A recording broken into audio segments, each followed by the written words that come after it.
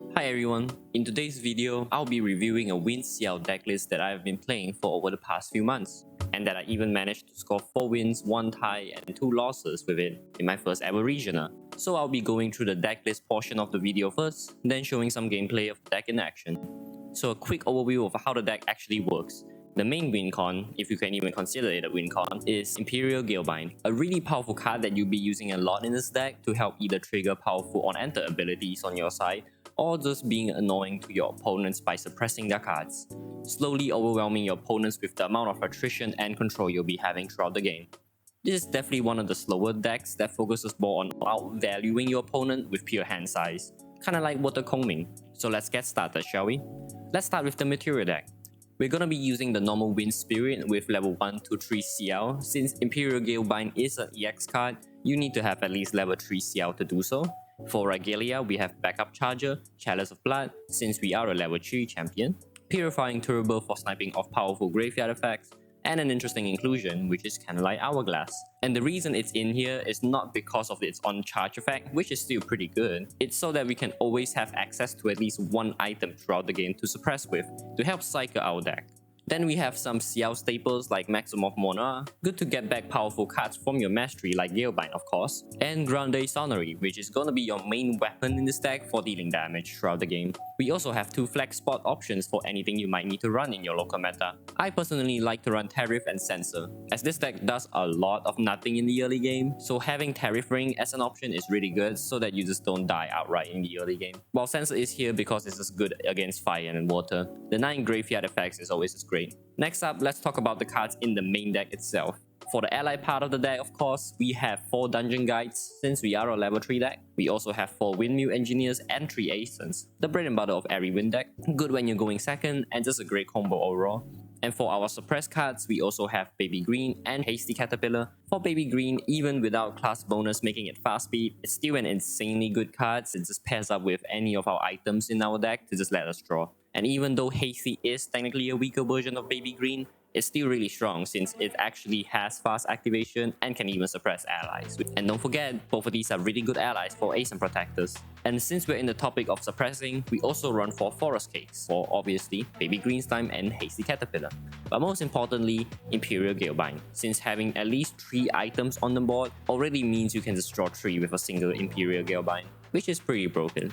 And for our last win ally, we have 2 Dream Fairies. She is a must-have for every win build. There's just so many good allies for you to bounce, like Arthur against Fire Aggro, Frostborn against Water, and even Seiryu, which is running rampant everywhere. And don't forget that there's so many suppressed cards in this deck, you can just have a Dream Fairy on board and keep on suppressing it, bouncing every single unit on your opponent's side of the field.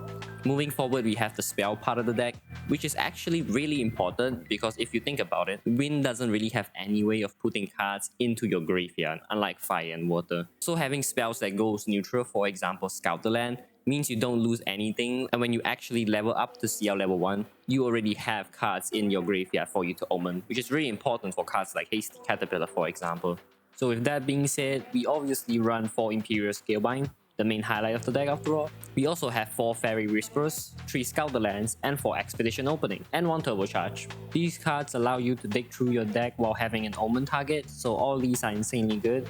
But Expedition Opening is especially good since it allows Baby Green Slime to be played at fast speed, so you can have a reliable way of suppressing cards with Spell Shroud like Sanju's Fatestone and Diana's Web. And for Reclaim as well, since you have a lot of good targets like Windmill, Baby Green, and Hasty. Now moving on to the cards that help you win games. Since unlike Fire, we don't have high burst damage like Obulation and Fume Awakening, we have to rely on other ways of dealing damage. So we have 3 Heavy Swings and 3 Umbra Chevalier. Heavy Swing is a pretty simple card, you hit with it, omen it, and then maybe get it back to swing with it again with Maximum of Mana or Chevalier, since in most games you only need to attack with 2 of them at best. Umbra Chevalier is quite the opposite of Heavy Swing however. Its capabilities are insanely good with cards like Galebind, so I'll be going through one of the combos that you can make with this card so that you can have a better understanding on how this card helps and enables a lot of plays in the deck. Make sure you you have Chevalier, at least an item on field, and a Gilbine. What you're going to be doing is playing Chevalier and the item, ping 2 with Chevaliers on enter and attack for 3, then play Gilbine suppressing both Chevalier and the item, then end your turn, omen the Gilbine, draw 1 card from the item, then with Chevaliers on enter, you'll be swapping omens, swapping it 2 again, with the card that you just drew in your hand with Gilbine. And voila, you have successfully created an endless loop for yourself, and you can just keep going by playing Gilbine over and over again. And that's just the tip of the iceberg, but don't you worry, I'll be going more in depth in the gameplay analysis. And just like every winning deck, we also have some utility cards, just to make sure we'll be able to go to level 3. 3 Wailing Breeze, 2 Calming Breeze, 2 Abnegation, 2 Regal Inquisition, and 1 Crystallized Destiny. You can play around with the ratio however you like, but these are the numbers I found comfortable with. Wailing Breeze and Calming Breeze against early game pressure, Abnegation for extra healing if needed, Regal Inquisition to both make sure your damage actually goes through, or forcing your opponents to discard key pieces that they might need. A perfect example is Luxem Xander. I love using it against them since I can easily reuse Regal multiple times to force them to discard all of their light Weaver's Assault for example, and Crystallized Destiny for those OTK matchups like Arcane Rai. Just make sure you always omen them if you can, since having access to them is always nice in the later stages and can potentially surprise opponents if they forgot about it. Now moving on to the side deck. So for the only material card we are running is Notifying Lantern. Gambu and Water Diana really struggle with Lantern on board since both of them really rely heavily on their graveyard having water cards. And for the main deck cards, I have 3 Scattering Essence, a really good card but very specific, can easily deal with cards like Merlin's Labyrinth for example and Arizana's Fertile Grounds. 2 Ensnaring Fumes, it's just here to deal with Wind Sanju. If you manage to pull it off, you basically win the game. Just make sure they don't have Incap in hand, and you'll be all set. 2 Cry for Help, the card is kinda like a worse version of Song of Frost, but it still does its job with the amount of 1/1 allies you have in this deck. 1 Wailing Breeze and 1 Calming Breeze, since in some matchups, Calming Breeze is pretty much dead, so having a 4th Wailing Breeze is always appreciated, and in some cases having a 3rd Calming Breeze, especially against aggro, is just great. And for the last card, it's Vortex, a really fun card but a really mean card as well. I only use it when I'm certain that the games are going to be super long, but if you're looking to win games, just swap it with Dream Fairy if you like. Having a 3rd copy in your side deck is just pretty good. And that's basically for the deck list. Let's get into some gameplays. Alright guys, so here's going to be one of the few gameplays that I'm going to be showcasing me piloting Ciel. So I'm pretty sure in this game I went first, I rolled 6, my opponents rolled 1, and I'm going to be drawing 7 here. Yeah.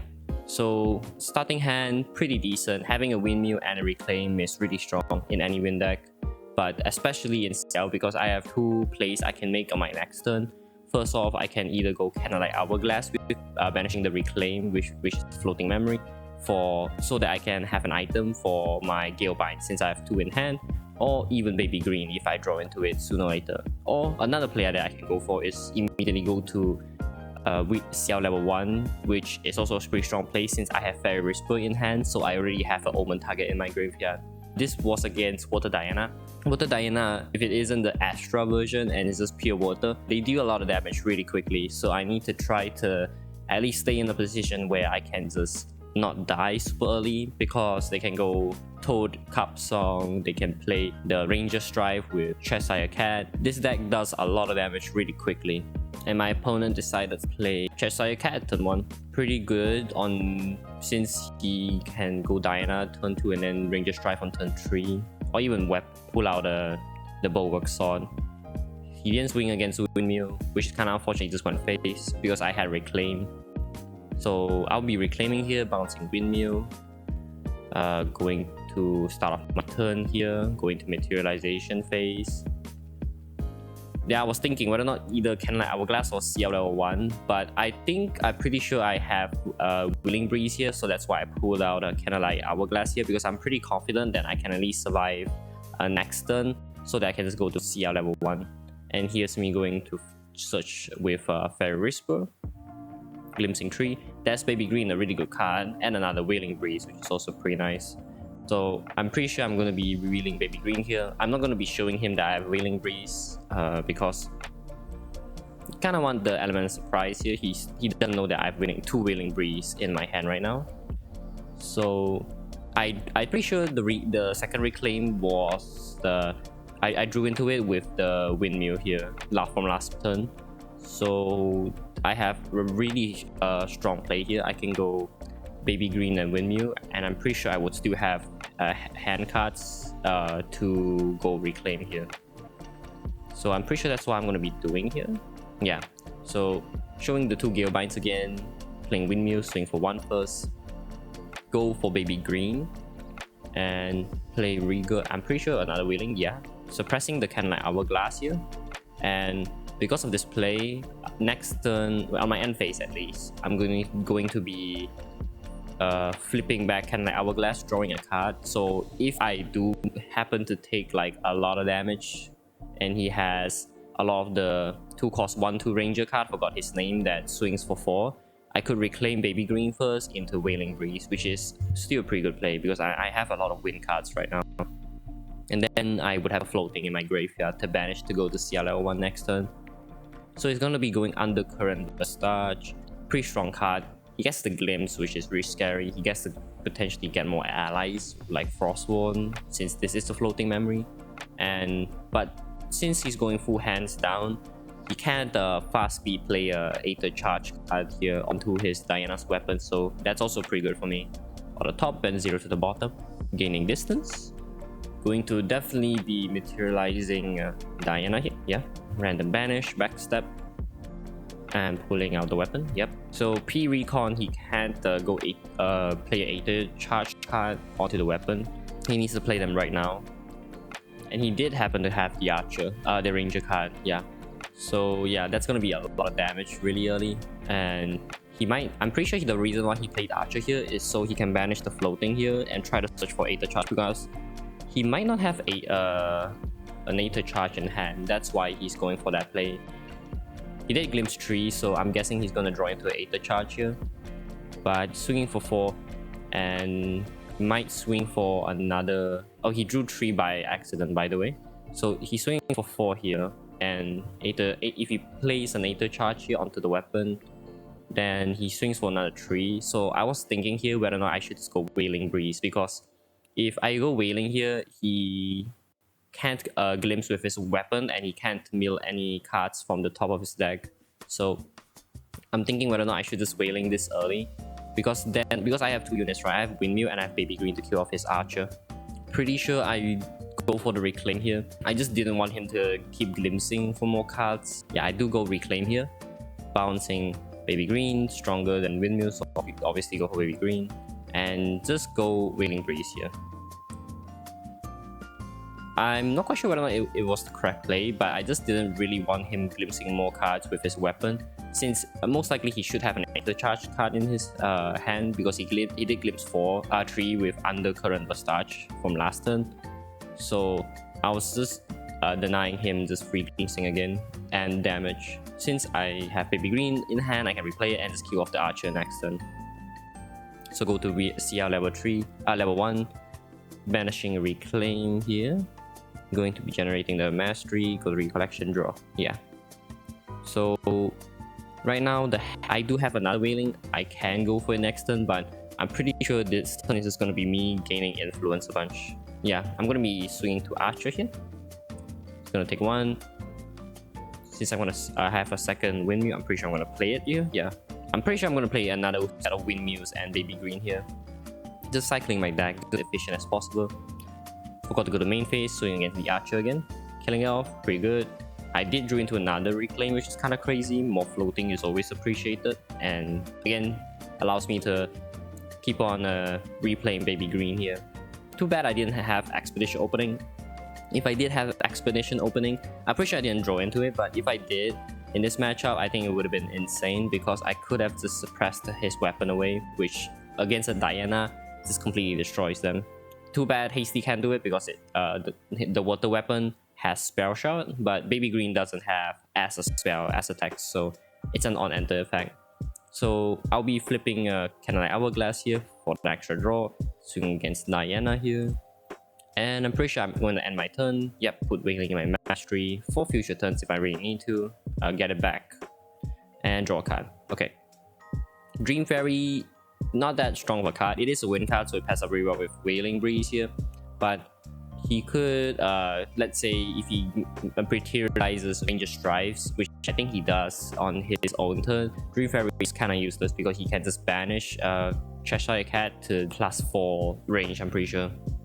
So he goes for Mana Stream here to get a card floating in his graveyard and gain distance as well. Insanely good card.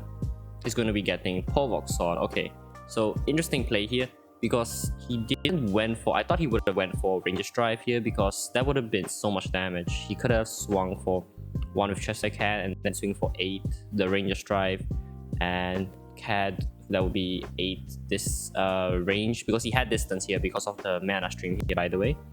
And then there would have been 9 and plus a weapon. That's like, there would have been 11 damage to face, and then he could have 2 Carp Song and I put him dead, but he went for the Power Sword. Maybe he wanted to just go for making his Cat an aggressive play here. That could be it, because this is also just like 2 damage from Power Sword and 3 damage from the Cheshire Cat. But I'm pretty sure if he's swinging with his weapon here, he's always swinging with the Aether Wing here because he wants to start glimpsing and milling his deck. Because he needs to either have Toad in his graveyard to deal 6 with Carp Song, or potentially even more Mana Streams into his graveyard, which is insane. So he does swing with Cheshire Cat, swinging for 4. My bad, 3. Does he swing with Polvox Sword or his Aether Wing? I kind of forgot, but I'm pretty sure he's swinging with Aether Wing here. That would be probably the best play here because he makes Mana Stream go to graveyard, and that's another floating if he happens to have Frostborn or another one of the Archer card that just hits for 4 again. So, oh, he swings with Polvox Sword here, okay. It would have been better to swing with the Aether Wing, I'm pretty sure, because that would have been 3 damage instead of 2. And again, Mana Stream would go to graveyard. I guess he didn't want to go for it, so I had no real reason to go for Wailing Breeze here, so I just like, okay, sure. Go materialization phase. I think I always go backup charges here. There's no real reason. I wanted to go... I was checking his graveyard because I wanted to go Turbo if he had any floating, but since he didn't actually add swing with the Aether Wings, so he didn't mill. The Mana Stream was still in graveyard, so I just went backup charger here. Draw 1, get a Power Cell. Recollect, draw. There's no real reason to go to level 2 here since I have Wailing. I should be able to gain enough influence and just skip another turn with Wailing from him. And just go to level 2 safely on my next turn. Again, slowly chipping off them off. All these 1/1 allies are just crazy against Diana because normally they always go face. So these 1/1 allies are just going to be swinging constantly. So that's pretty lucky that I happen to have 2 Windmills and 1 Baby Green. I was contemplating whether or not I should Dream Fairy here because he doesn't have Ranger's Drive on board, right? So going Dream Fairy here would be a strong play. So he can just like on a stack banish Cheshire Cat to gain 4 distance. Oh no, to gain a 4 range. If I went Dream Fairy here and he doesn't have any way to stop this would be a pretty strong play. And I think I do, yep. Oh yeah, I think I also had an expedition opening in my hand too. I think I just saw. Could have actually reclaimed Baby Green, expedition opening into Baby Green again. But I don't think I have the influence to do that. Do I reclaim? Actually, I did have that as an option actually, which is kind of funny. But I think I went for the Dream Fairy here, which is, yeah, just good. So place Mana Stream here to go distance here, to gain distance and get a floating graveyard. So this definitely makes me think that he's going for a pretty big swing with Ranger's Drives here into Cheshire Cat if he had managed to kill off a Dream Fairy here. So he might be doing the math right now. He has floating. Having a second Mana Stream is just insane too. Allows you gain distance, another floating memory, and you can just play Ranger's Drive here, banish it, just draw 1 into the weapon itself. So yeah, he does that here. Pretty good. So if he swings here, yeah, he draws a card. He has 4 cards in hand. Going to pre-reg, I'm pretty sure. Yeah, play Charge the Soul, yeah. He had enough influence there, so pretty good for him. Killing off definitely Dream Fairy here, yeah, he did. And putting 2 Charge the Soul in the weapon. Oh my god, that's already like so much damage. Swinging for 5 just with the weapon itself. And keep in mind, he has distance now, so he very easily could kill me here. And since he killed off Dream Fairy there, he could play Cheshire again to just gain 4 range, which yeah, he does. So 1, 2, 3. And he has to swing with Cheshire Cat for another 3 damage again because that, yeah, why not, right? And okay, here is where it really matters here, because I was contemplating whether or not I should just Wailing the Tree here, since I'm gonna be playing Wailing Breeze here most of the time. I thought about just playing it right now, but the problem with that play is that if I go for it, he most definitely wouldn't banish Cheshire Cat and Ranger Strive to go for the whole like a bajillion damage with the weapon here. So I was trying to bait it out by taking the 3 damage here, making him think that I don't have any answer to that damage that he's going to be doing by banishing Cat and Ranger Strive. So taking the 3 here, I'm pretty sure I'd do that, yeah. So forcing him to basically go all in, because in his mind, I have no answer for the Cat, so I might not have an answer for this combo here. So he's going to be banishing both of his Ranger Strive and Cheshire Cat. That's going to be +9 distance damage from Diana and swing for 5 with the weapon. That's going to be 14 damage here. So that would have been most definitely lethal here. So I need to just go for the reclaim. So it is again pretty risky, but since he only has 2 cards in hand, there's no more extra damage I need to play around. If he had 3 cards, maybe I would have been a bit more afraid, because he could have had Carp Song on the following turn. But since he only had 2, I was basically just fine here.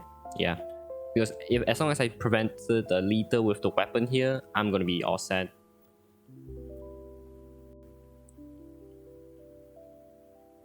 Because that he can't go Arch anymore, he can't go Carp Song to prevent and to try to threaten any sort of damage. I go to 2 health, and that's fine. That's fine. Revealing 3 Gale Binds, which is kind of funny.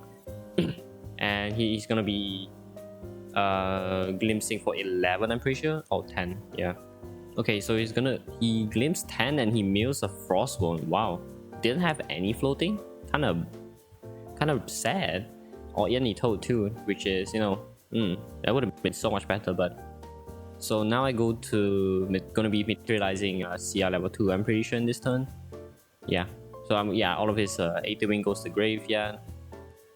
What am I floating? Random banish a card, banishing Galebind, which is totally fine at this point. I don't need it.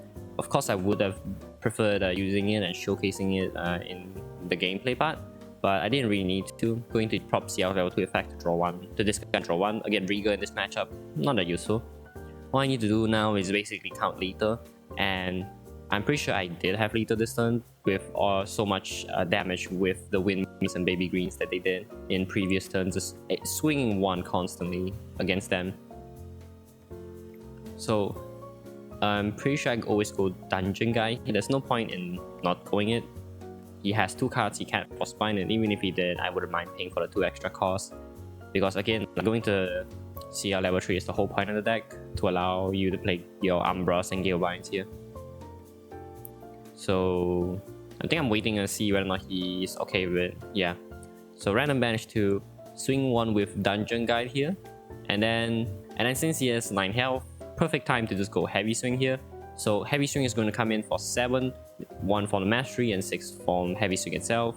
And since he has 2 health now, you know what Ciel level 3 does. I'm going to be swinging for 7 here, and he's at 2 health right now. All I need to do is go to main phase, go to end phase, pick heavy swing, put him at mastery, deal 2 damage to Diana, and that's GG. Good game. And that's going to be all for the gameplay part of the video. I hope you guys enjoyed the video, and if you did, make sure you leave a like or subscribe, and see you guys next time.